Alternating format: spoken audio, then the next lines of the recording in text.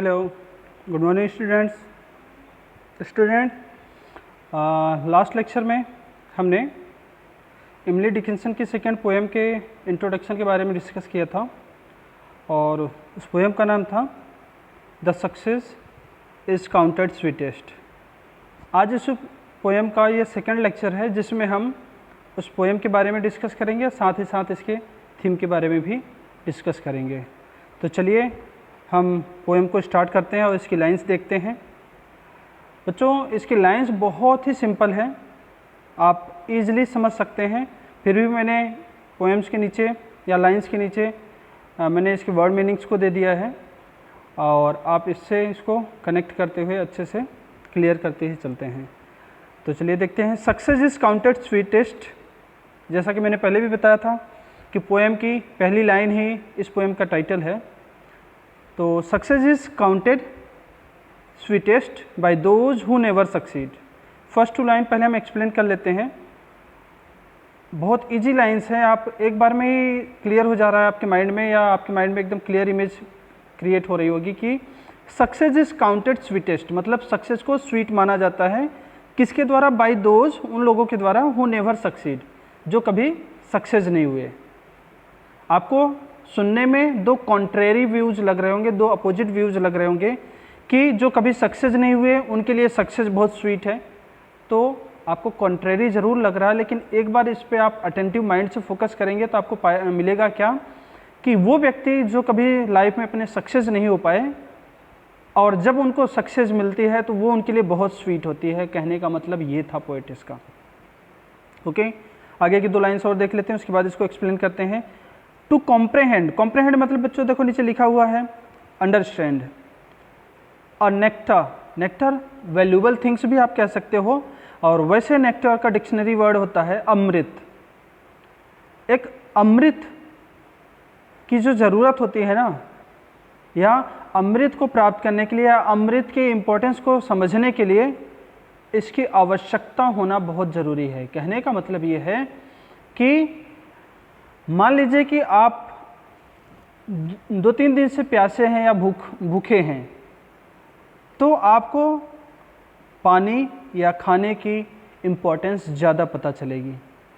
तो मतलब वो ये कहना चाह रहे हैं कि जिस चीज़ की हमें बहुत ज़्यादा, सोरेस्ट मतलब मोस्ट इम्पॉर्टेंट या वैल्यूबल या वेरी इम्पॉर्टेंट जो नीड हमारी है ना, जब हमारे पास नीड ज़्यादा होगी या नीड इम्पॉर्टेंट होगी तो हमें उस चीज़ की वैल्यू भी पता चलेगी। जैसे कि हमें भूख लग रही है, तो भूख हमें किस चीज़ की नीड दिलवा रही है, किस चीज़ का नीड के एहसास दिला रही है?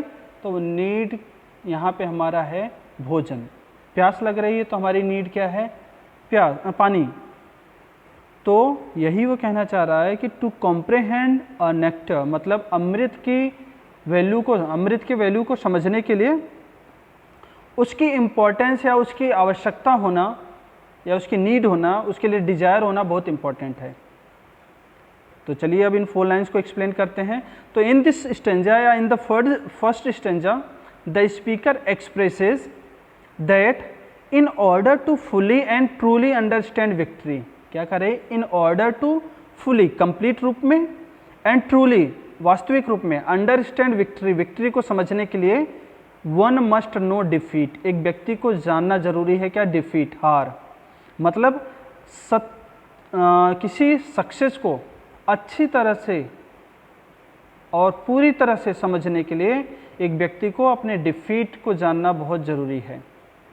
तो यही उसने कहा in the first stanza that in order to fully and truly understand victory one must know defeat. It will create humility and appreciation for success. अगर कोई डिफीट होता है या किसी को लॉस होता है या कोई हार जाता है तो इट विल क्रिएट ह्यूमिलिटी, वो उसके लिए क्या होगा? एक अपमानजनक सी बात होगी। एंड फिर क्या और क्या होगा? अप्रिसिएशन, और ये उसके मन में एक अप्रिसिएशन की फीलिंग लेके आएगी। किसके लिए? For the success. मतलब एक व्यक्ति अगर असफल होता है, एक व्यक्ति हार जाता है, तो उसको सक्सेस के लिए उसके मन में एक अप्रिसिएशन आएगा, या सक्सेस के लिए उसके मन में एक डिजायर आएगी। उसी बात को आगे क्या कह रहा है कि the poetess writes about the opposite of desires. सीधी सी बात है कि यहाँ पोएटिस ने क्या किया है कि डिजायर्स के अपोजिट चीज़ों को एक्सप्लेन किया है। According to speaker only the man who is under stress, केवल वो व्यक्ति जो क्या है अंडर स्ट्रेस, तनाव में ज़िंदगी जी रहा है, knows and understands the meaning of life, वो ज़िंदगी के मीनिंग को या वैल्यू को अच्छे से समझ पाएगा। तो उसने क्या बताया कि जो व्यक्ति अपनी लाइफ में स्ट्रेस में ज़िंदगी जी रहा है या प्रॉब्लम में ज़िंदगी जी रहा है, वो व्यक्ति लाइफ की वैल्यू को अच्छे से समझ पाएगा। सी बिलीव्स, ये जो पोएटेस है वो she believes in the laws of opposition, वो अपोजिशन, दो डिफरेंट या दो अपोजिट बातों के बारे में विश्वास रखती है। वो क्या कर रही है, फॉर हर, पोएटेस के लिए डिफीट इज सुपीरियर। डिफीट क्या है, सुपीरियर है, क्योंकि अगर लॉस हुआ, डिफीट हुआ, तभी सक्सेस का एक एंजॉय मिलेगा या सक्सेस की एक जो खुशी है वो मिलेगी। Victory losses it's value, defeat is superior, defeat क्या है, इम्पॉर्टेंट है, सुपीरियर है, और विक्ट्री इसकी वैल्यू को कम कर देता है। कैसे, क्योंकि आप अगर लाइफ में सक्सेस ही सक्सेस होते जा रहे हो तो आप सक्सेस की रियल वैल्यू को नहीं समझ पाओगे। Desire defines a thing best, वो कहती है कि desire defines a thing best, जो व्यक्ति की डिजायर होती है ना वो किसी चीज़ को अच्छे से डिफाइन करती है। To know the value of nectar, वो लास्ट दो लाइन में क्या कहती है, to know the value of nectar, nectar की वैल्यू समझने के लिए नीड्स इज नेसेसरी, नीड्स बहुत ज़रूरी है। It is desire that allows the intellect to understand nectar, और नेक्टर को समझने के लिए एक डिजायर का होना बहुत ज़रूरी है, और ये डिजायर ही है जो हमें नेक्टर को समझने में हेल्पफुल साबित होती है। तो आई होप ये फर्स्ट 4 लाइन आपको क्लियर हो गई होंगी। आगे की बात देखते हैं या आगे की लाइंस को देखते हैं, उसमें क्या है।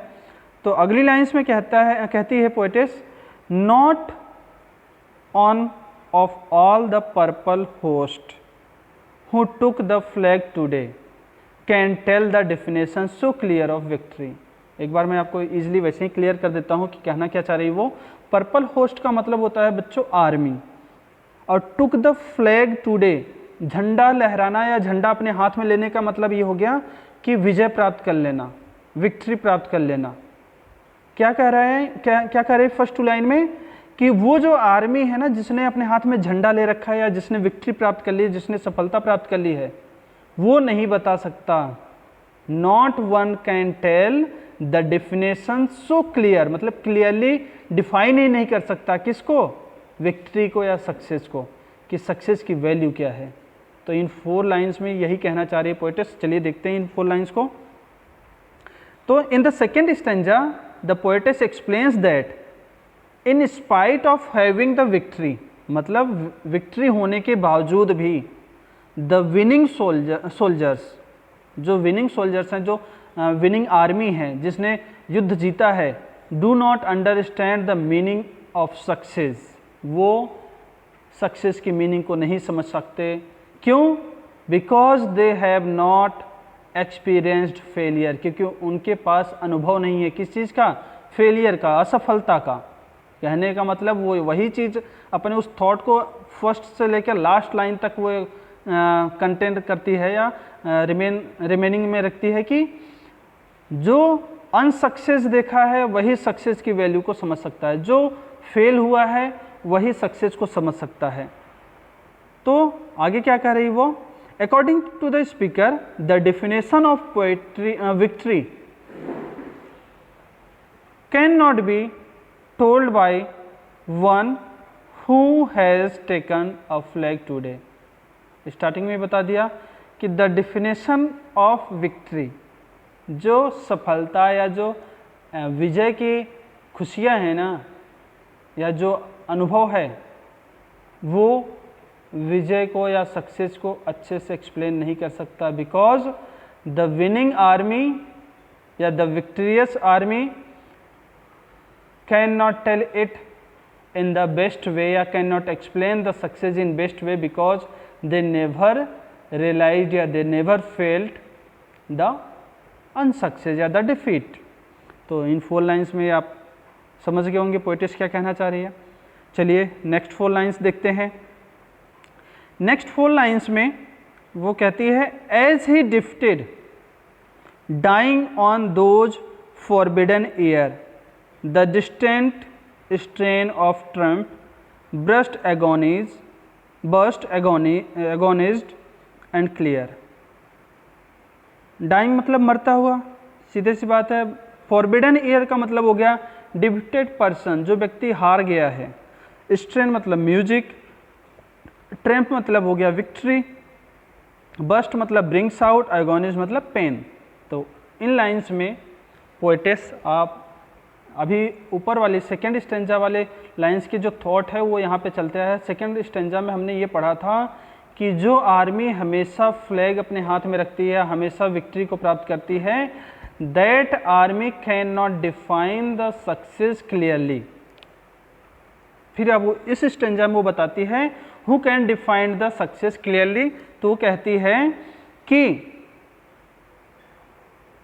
इस स्टेंजा में वो कहती है कि वो इसने एक इमेज हमारे सामने प्रेजेंट किया है। वो एक इमेज प्रेजेंट करती है, किस चीज़ का इमेज प्रेजेंट करती है? Of dying soldiers.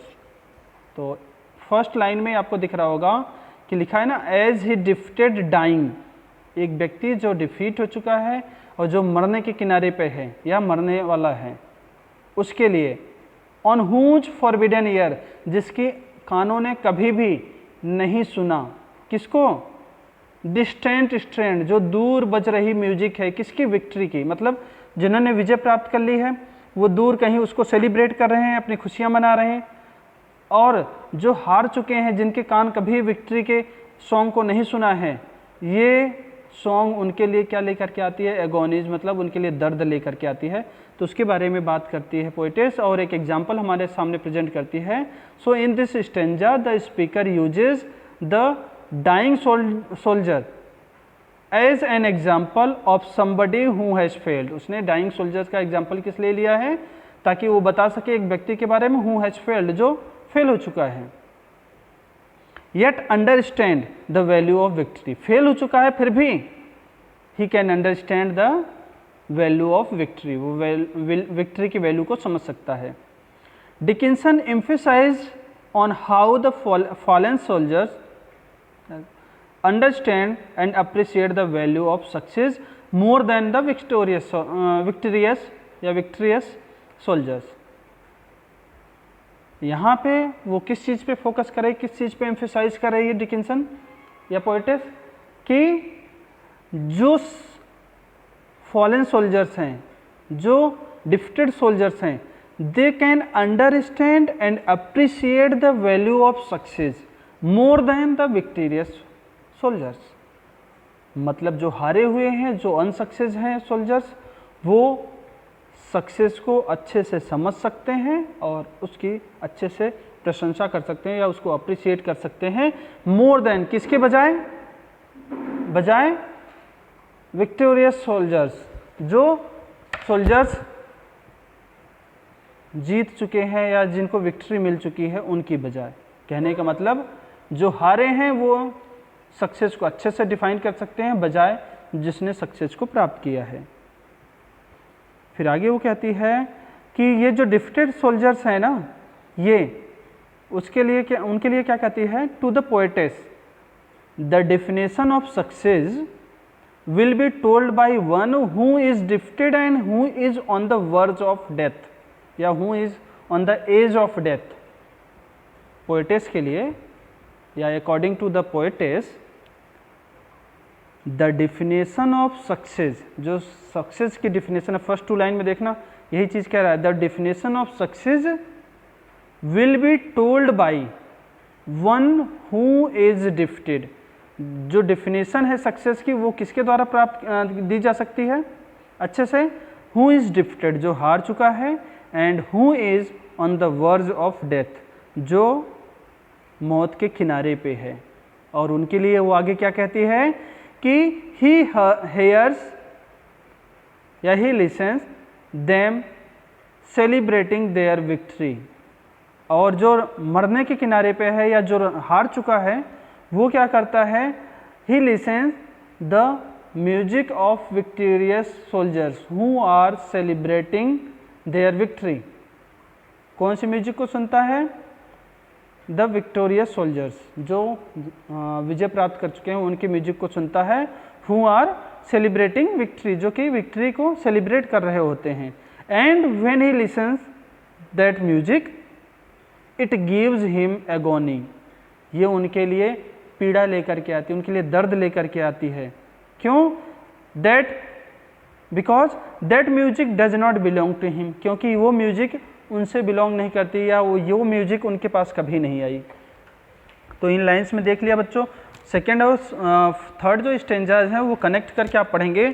Second stanza में वो क्या कहता है, पोएट्रेस क्या कहती है कि वो आर्मी जो हमेशा जीतती है वो कभी भी सक्सेस को अच्छे से एक्सप्लेन नहीं कर सकती। सक्सेस को फिर थर्ड स्टेंजा में आ जाती है, सक्सेस को अच्छे से एक्सप्लेन कौन कर सकता है? जो डिफिटेड आर्मी है, जो लॉस्ट है या जो अनसक्सेस हो चुकी है आर्मी, उसके लिए। फिर बताती है वो कि थोड़ी सी दूर पे जो सक्सेस आर्मी है वो अपने सक्सेस को या अपने विक्ट्री को सेलिब्रेट कर रही होती है विद म्यूजिक। और जब ये म्यूजिक सुना जाता है किसके द्वारा? डिफिटेड आर्मी के द्वारा। इट क्रिएट्स या it brings in their mind an agony, उनके माइंड में एक पीड़ा लेकर के आती है। That they never listen that sound, मतलब उन्होंने विक्ट्री के उस साउंड को कभी नहीं सुना। तो आई होप ये पोएम आपको अभी तक समझ में आ गई होगी। चलिए इसके थीम को देख लेते हैं, क्या है इसमें थीम। तो the theme of the poem is that success is valued most by those who have failed. वही बात फिर से बार बार रिपीट हो रही है कि सक्सेस को सबसे ज़्यादा वैल्यू किसके द्वारा दिया जाता है? हु हैव फेल्ड, जो फेल हो चुका है।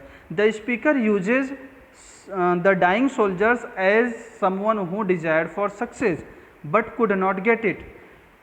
स्पीकर ने यहाँ पे डाइंग सोल्जर्स का एग्जाम्पल लिया है ऐसे व्यक्ति को प्रेजेंट करने के लिए जो सक्सेस की डिजायर तो रखता है बट कभी भी उसको प्राप्त नहीं कर सका।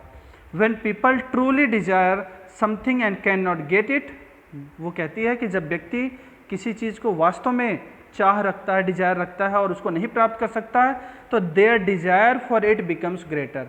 तो उसकी या उस व्यक्ति की जो फेल हो जाता है, जिस चीज़ की डिजायर रखता है उसके प्रति उसकी डिजायर और भी ज़्यादा ग्रेट हो जाती है और भी ज़्यादा बढ़ जाती है। Dickinson communicates the ideas that failure is an motivation to success. वो एक आइडिया हमारे सामने प्रेजेंट करती है कि फेलियर एक मोटिवेशन के रूप में है, किसके लिए? सक्सेस के लिए। अगर आदमी फेल हुआ तो वो मोटिवेट होगा सक्सेस के लिए। कई बार बोलते हैं ना कि कोई पर्सन जो है 1 नंबर या 2 नंबर से रह गया सेलेक्ट होने में, तो लोग कहते हैं कि तैयारी पूरी है, बस थोड़ा सा और मेहनत करने की ज़रूरत है। मतलब असफल हो गए हो लेकिन उसमें तुम्हें सफलता का एक लक्ष्य दिख रहा है या सफलता का एक मार्ग दिख रहा है, इसलिए फेलियर मोटिवेट करती है सक्सेस के लिए। The poem puts forward the ideas of compensation. अब ये पोएम जो है एक कंपनसेशन का आइडिया हमारे सामने प्रेजेंट करता है। कंपनसेशन क्या होता है? क्षतिपूर्ति, कि आप किसी चीज़ की लॉस हुआ है तो उसको किसी रूप में पूरा करो, उसको बोलते हैं compensation. Every evil has some good. Poetess क्या कहती है कि हर एक बुराई में कुछ न कुछ अच्छाई होती है। It is through bitterness one appreciate. बोलता है कि कोई व्यक्ति अगर तारीफ करता है तो उसको पहले किसके थ्रू जाना पड़ता है या किससे पहले गुजरना पड़ता है? बिटरनेस, कड़वाहट से प्रति। मतलब है अगर व्यक्ति कड़वाहट को पहले महसूस करता है तो वो आगे चल के अप्रिशिएट करना भी स्टार्ट कर देगा। फिर वो कहती है कि the dying and defeated soldiers know the value of victory and are aware of its importance. वो कहती है कि जो डिफिटेड सोल्जर्स हैं या जो डाइंग सोल्जर्स हैं जो मर रहे हैं, वो सक्सेस को अच्छे से समझते हैं, विक्ट्री को अच्छे से समझते हैं और उसकी इम्पोर्टेंस के प्रति बिल्कुल अवेयर, जागरूक रहते हैं। वो कहती है success is sweetest to those people who are not successful. कहती है सक्सेस उनके लिए ज़्यादा स्वीट होती है हु आर नॉट सक्सेसफुल, जो सक्सेसफुल नहीं हैं। Defeat is superior to victory, मतलब विक्ट्री से ज़्यादा सुपीरियर वो बताती है डिफीट को, हार को। Frustration is superior to satisfaction, संतुष्टि से ज़्यादा सुपीरियर वो असंतुष्टि को बताती है। The victorious have victory but they can not defined what victory is. वो कहती है कि विक्टोरियस जो सफलता प्राप्त कर चुके हैं उनके पास विक्ट्री है, but they can not tell the real value of victory. तो बच्चों यहाँ पे अपनी ये पोएम कंप्लीट होती है। आई होप आपको जो एक्सप्लेन किया इजीली समझ में आ गया होगा, everything will be clear to you. If there is any problem you can ask me. So today it is enough for you and the poem is completed here. Thank you.